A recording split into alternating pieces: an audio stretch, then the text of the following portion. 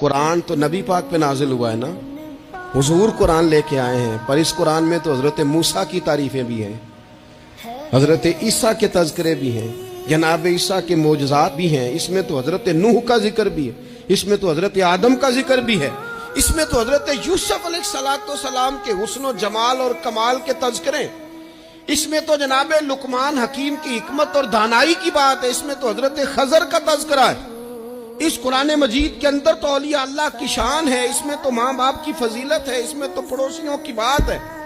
इस कुरान मजीद ने तो गरीब की बात की, यतीम की बात की, बेवा की बात की। तो रसूल करीम ने बताया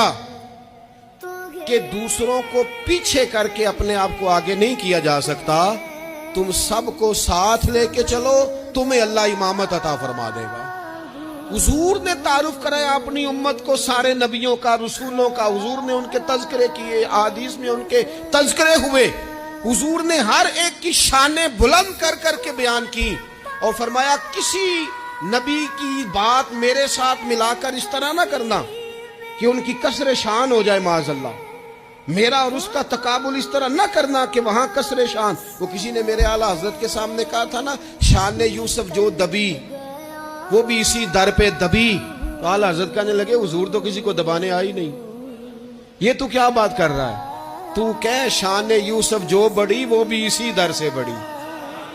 ये कह कि नबी पाक तो इज्जतें देने आए, हर एक की किस्मत में हुजूर ने इज्जत लिखी। कहा बाप राजी हो गया तो रब राजी हो गया, फरमाया माँ के कदमों के नीचे जन्नत।